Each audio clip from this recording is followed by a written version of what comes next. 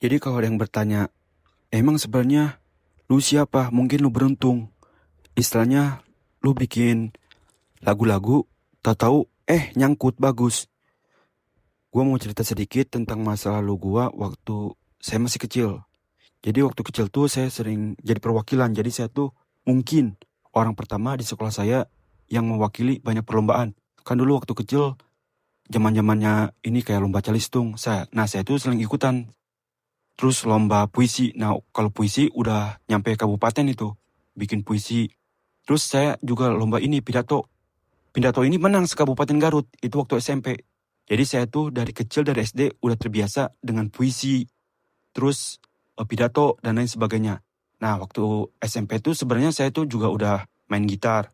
Saya juga waktu itu udah apa ya? Kayak kan orang-orang tuh di tempat saya di kampung kan bikin band itu tuh zaman 2006 lah. Orang tuh lagi trennya bikin band. Orang apa main gitar dan segala macem. Saya tuh kayak ngajuin diri ke teman saya. Ada namanya tetangga, Rudi. Kata saya tuh, ayo bikin lagu. Saya ada ini materinya kayak gini. Sama dia tuh disepelein kayak apa sih? Yang lebih agak sakit hati ya waktu itu. Dia tuh waktu ini SMP. Mungkin ini apa ya? Sakit hatinya itu waktu itu bukan sekarang. Dia tuh kayak apa ngecemooh. Jadi lagu saya tuh diceritain lagi sama dia ke orang lain. Tahu nggak si Alko bikin lagu kayak gini. Terus orang tuh kayak ketawa-tawa. Nah itu tuh kayak apa ya? Jadi hati saya tuh kayak redup jangan bikin lagu-laguan ngapain. Tapi itu tuh karena saya basicnya waktu kecil sering lomba puisi, bikin puisi dari kecil. Karena seperti yang saya bilang tadi, saya udah perwakilan kabupaten bikin maksudnya lomba se-Kabupaten Garut puisi. Nah itu tanyain teman-teman SD saya. Pasti mereka bakal bilang iya. Terus kemudian yang juara pidato. Itu kalau juara pidato menang se-Kabupaten Garut. Itu pasti bakal, oh iya benar dia waktu SMP. Nah, karena saya basicnya kayak gitu, bikin puisi pas waktu SMA, saya juga ketemu lagi teman-teman yang bikin musik. Yang bikin musik sekelas, namanya ada Rejan. Saya juga ngajuin sama ke dia. Saya punya lagu gini. Terus pokoknya intinya apa ya, nyepelein kayak bikin lagu nggak segampang itu, lu harus tahu chord gini. Nah itu juga bikin saya tuh kayak apa ya, discourage, jadi merendahkan diri kayak ya udahlah. Nah itu tuh karena mungkin basicnya saya bikin lagu dari kecil, waktu kuliah sama juga kayak gitu. Jadi itu tuh apa ya, muncul lagi mungkin karena basicnya saya dari kecil bikin puisi ya. Ditambah saya tuh kalau lagi kerja dengerin musik terus, jadi itu tuh mungkin kayak terbangun di otak. Nah, waktu 2019, sebelum kejadian yang direkam itu, saya tuh memutuskan ini pas saya udah di Denpasar kerja di Bali. Kata saya, itu tuh lagu Dreamer. Jadi saya tuh, nah di rekaman ini saya nggak bohong, di rekaman, kan saya tuh direkam sama si bos yang rekaman ilegal. Nah saya tuh ngomong, jadi saya tuh sebenarnya 2019 ada rencana mau bikin lagu judulnya Dreamer, yang sekarang dicolong sama Jungkook itu yang di Piala Dunia 2022. Saya tuh udah keliling ke Denpasar, nyari kayak studio musik atau gimana. Kan dulu sepolos itu mungkin nggak tahu istilahnya gimana ya bikin musik, nggak tahu harus kemana. Jadi saya keliling Denpasar. Saya tuh berpikir bahwa kalau saya mau nyari dokter gigi, ya lihat aja pelangnya di pinggir jalan dokter gigi, nanti ketok pintu, atau dokter kulit jerawat nanti masuk. Nah saya juga berpikir kayak gitu 2019 tuh bulan apa ya? Oktober atau November. Saya tuh keliling, oh nggak ada ya kata saya. Nah, saya tuh, kata saya, ntar nanti cari lagi. Keburu tahun baru, pas 2020, itu tuh dua lagu Dreamer, mau saya bikin, mau jadiin. Keburu Covid. Nah, dari sana, ya udah, Covid mulai. Nah, 2020 tuh, 2020 awal, itu tuh si bos udah pasang alat kamera, alat perekam suara di kosan saya. Jadi, saya tuh ada tambahan juga pas di kosan itu. Jadi si bosnya itu, kan di video klarifikasi saya sebelumnya bahwa si bos ini masuk, tapi mungkin kalian berpikir bahwa cara masuk dia gimana. Pertama kan dia sama penjaga, dia tuh istilahnya make penjaga, dia tuh kayak gui. Jadi penyuka sama jenis lah si bosnya ini.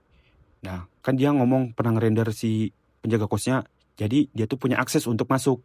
Nah, sama saya tuh si kuncinya tuh kan kunci pintu sama saya tuh diganti.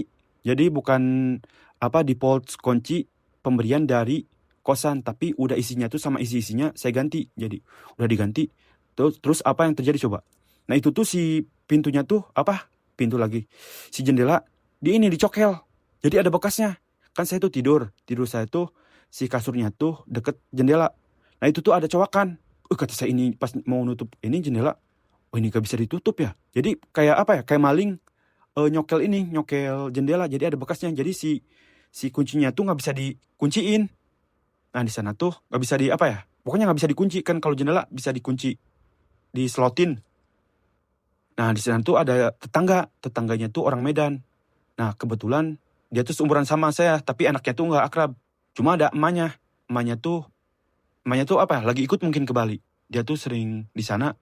Nah emaknya itu kayak ngedagangin, mungkin cari tambahan kali ya, nggak tahu saya juga. Jadi ini katanya ada teri Medan, dia tuh dagang. Oh ada teri Medan, saya tuh beli. Pas saya beli gitu, saya tuh sambil cerita. Terus kata saya tuh, bukan mbak, ibu lah. Udah ibu-ibu. Cuma waktu itu umurnya mungkin kayak 45-an lah. Bu, ini kenapa ya kosan saya kayak gini? Ini tuh saya lupa ceritain di video awal pertama. Terus kata ibunya tuh, ada apa emang?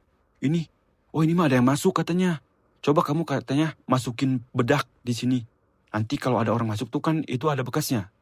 Terus saya berpikir bahwa kalau saya ngasih bedak, gimana kalau istilahnya sama si yang masuk ini, si bos ini, bedaknya dihapus, terus sama dia ditaburin ulang. Bener gak? Dia juga gak gak sepolos itu. Tapi istilahnya ini menunjukkan bahwa si ibu tadi tahu. Terus untuk saya ngapain di kosan, itu tuh ada saksi. Jadi saya tuh di kosan kan ada sama-sama pegawai yang satu kantor. Nah, kosannya tuh di sana. Nah, jadi si kosan ini sebenarnya udah dibookingin sama si bos semuanya buat diisi oleh pegawainya. Itu lantai 2. Nah, pas 2020 tuh si pegawainya tuh pada pindah. Kecuali ada satu, kalau nggak salah namanya Zolan itu. Nah, dia tuh, kan saya tuh ngomong di kosan, kayak kenceng. Jadi bener-bener nggak peduli. Ditambah saya juga kayak berpikir bahwa kenapa saya tuh kayak seperontal itu istilahnya ngomong. Karena di kantor tuh pressure-nya tuh benar-benar tinggi. Jadi kita tuh kerja dari pagi sampai jam 8 itu baru beres. Itu pun kalau kita misalkan main HP, itu tuh si bosnya ngamuk-ngamuk itu nggak boleh kayak. Jadi si bosnya itu marahnya tuh nggak secara langsung tapi perantara project manager.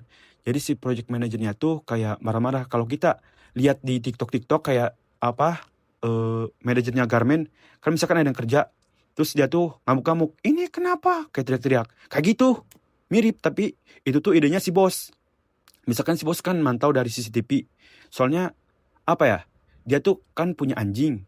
Jadi si anjingnya tuh di deket kosan. Jadi dia tuh anjingnya tuh dipelihara di dalam. Jadi kita tuh bisa tahu kalau misalkan ada bos, si anjingnya tuh bunyi. Nah, jadi saya tuh bisa tahu bahwa, oh ini ada si bos nih. Lagi mantau CCTV. Tapi pas mantau CCTV, tahu si project manajernya tuh datang kayak setengah lari.